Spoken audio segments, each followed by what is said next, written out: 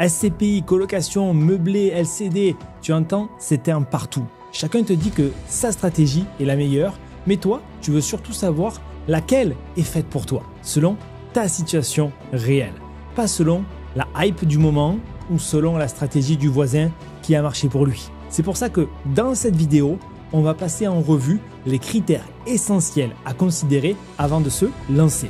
On va voir les 4 grandes stratégies immobilières et comment faire en sorte qu'elles soient parfaitement alignées en termes de fiscalité, de mode d'exploitation. Je vais te donner des exemples concrets pour que tu puisses idéalement te situer.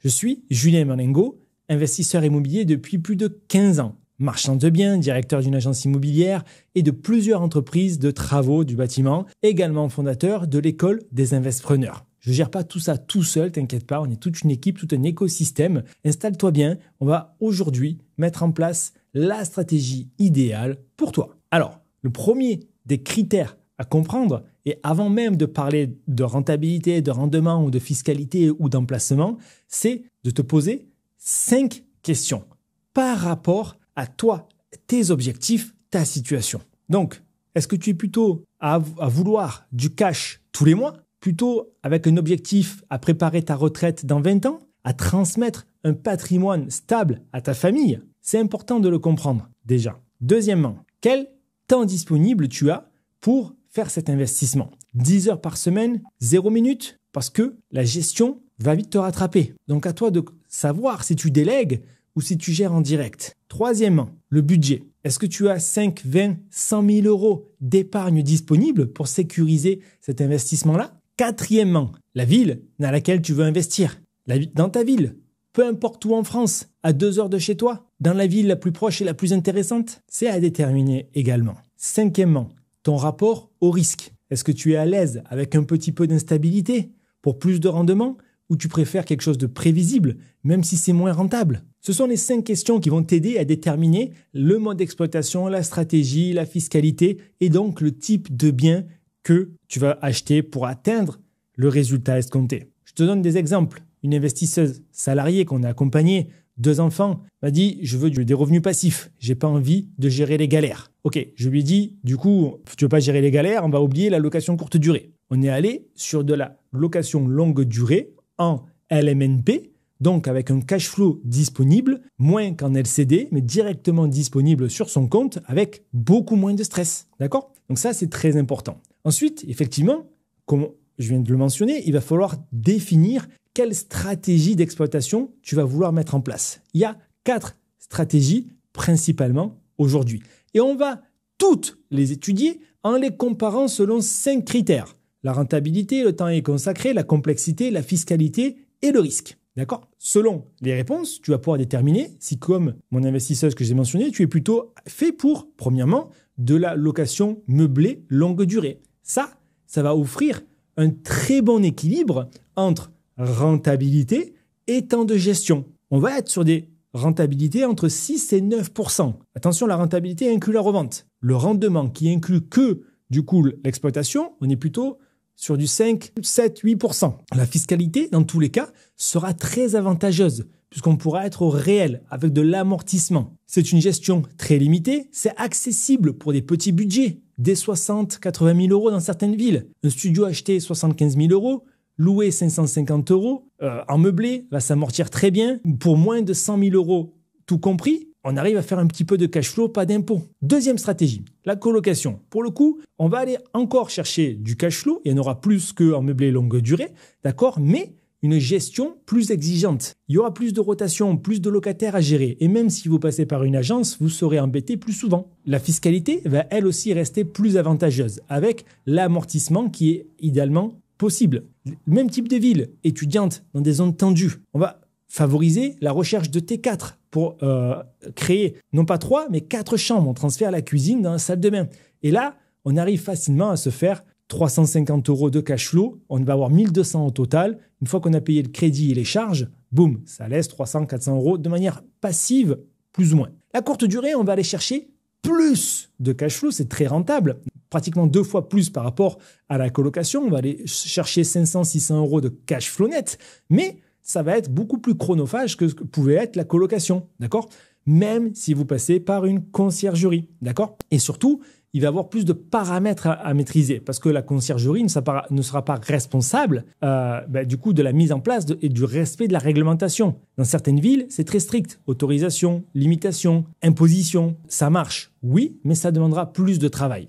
La fiscalité sera aussi possible en meublé si vous voulez le cash sur votre compte ou en SCI, comme les autres d'ailleurs. À la différence qu'en SCI, le cash sera sur le compte de la société avant d'être sorti. Petit exemple rapide et facile, un T2 à Nantes va être loué 750 € en location classique et jusqu'à 1500 € en courte durée. Une fois qu'on a déduit les frais de ménage, de gestion, les frais de conciergerie, il restera 600 € net dans la poche de cet investisseur-là. On va aller chercher maintenant des projets qui vont être moins risqués que les stratégies qu'on a vues précédemment, mais qui vont être plus complexes, comme la division et l'immeuble de rapport. Là, on est sur un bon mixte entre valorisation, rentabilité et flexibilité. D'accord? Pourquoi? Parce qu'on va pouvoir faire des travaux, parce qu'on va pouvoir varier les modes d'exploitation, autofinancer le projet en location longue durée, c'est-à-dire que 70% des loyers vont représenter 100% de la mensualité. Pour ça, on veut partir sur des immeubles vides ou des maisons à diviser. C'est très important.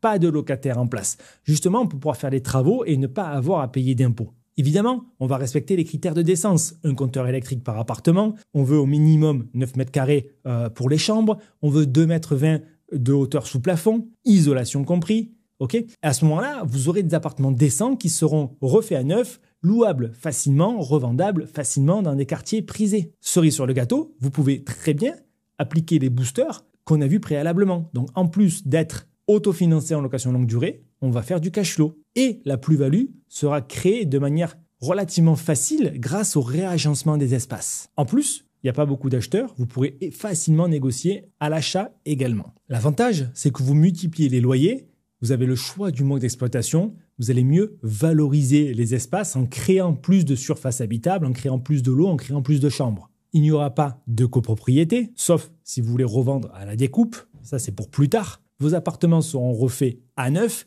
et profiteront d'excellents DPE pour les décennies à venir. Évidemment, sur ce type de projet, où on gagne le plus d'argent, il y aura le plus de contraintes et de normes à respecter, notamment en termes de division pour le bruit, l'isolation, la ventilation, les compteurs, les surfaces minimum. Parfois, il faut faire appel à un architecte, bien qu'on peut majoritairement faire sans en prenant des projets qui ne sont pas assujettis à des permis de construire. Bien mené, c'est une stratégie redoutable qui coche beaucoup de cases et qui peut être faite en nom propre, en SCI/LIS, être cumulée avec la longue durée, la courte durée, diversifier les risques, on gagne sur tous les tableaux. Pour résumer, si vous cherchez à avoir le maximum de rentabilité, c'est-à-dire le pourcentage le plus élevé venant du ratio entre les loyers et les recettes qui sont dégagées par an et le coût total de votre projet, mais ça n'inclut pas la revente, ou même le rendement le plus élevé, donc qui va inclure dans le calcul la revente, il n'y a pas plus puissant que la division de maison exploitée avec la courte durée, la colocation. Par contre, effectivement, ça va vous prendre un petit peu plus de temps à la mise en place. La gestion, ça sera équivalent que le reste. En termes de fiscalité, ça sera également très puissant parce qu'on va avoir beaucoup plus de travaux à amortir et les risques qui sont quasiment nuls si vous êtes accompagné et que vous faites les choses correctement. Par contre, si vous cherchez à l'inverse, à l'opposé, à avoir quelque chose de 100% passif, et du coup, vous voulez pas forcément faire du cash flow avec un petit peu moins de plus-value. Là, on peut aller chercher des appartements en copropriété dans des villes moyennes qu'on va exploiter en SCI ou en LMNP, mais vous faites un petit appartement qui va être en longue durée. C'est passif, c'est plutôt patrimonial, mais ça va pas rapporter beaucoup d'argent pendant l'exploitation, ni même à la revente à court terme. Ça rapportera que grâce à l'inflation à long terme. Et au milieu, entre ces deux stratégies, là, on peut faire du LMNP, on peut faire de la SCI/LIS, on peut faire des SARL de famille si vous êtes en couple, et faire des colocations qui vont être un bon mélange entre les produits à haute rentabilité avec la division plus la LCD et la longue durée qui ne va pas rapporter grand-chose. Si du coup vous êtes prêt à investir un petit peu plus de temps, passez sur la courte durée qui elle aura un peu plus de rendement, un peu plus de gestion, même si vous déléguez, une fiscalité qui sera aussi OK grâce aux travaux pour le coup un petit peu plus de risque que la location. Le risque principal, étant de ne pas arriver à autofinancer en location longue durée votre investissement qui sera exploité en courte durée. C'est pour ça que, à mon sens, ce qui cumule le maximum d'avantages pour le minimum d'inconvénients, c'est donc l'immeuble de rapport que vous allez exploiter en location longue durée et vous mettez 1 ou 2 appartements en colocation courte durée et là, vous faites péter le cash flow avec le minimum de temps. C'est la forme d'investissement qui peut se faire en nom propre ou en société, gagner le maximum de déficit, donc le minimum d'impôt pendant la phase d'exploitation, avec une méthode calée, un temps économisé, un super retour sur investissement en termes d'argent investi et de temps investi sur le programme pour des projets que vous allez garder des dizaines d'années et qui vont contribuer à développer le patrimoine de la ville et votre patrimoine personnel. Je vais te donner, pour être encore plus concret, 3 exemples de profils d'investisseurs qu'on accompagne. Donc, premièrement, si tu es salarié, que tu vises un patrimoine long terme, tu n'as pas beaucoup de temps. Facile, tu commences, va sur du loueur meublé non professionnel en location longue durée. Éventuellement, géré par une agence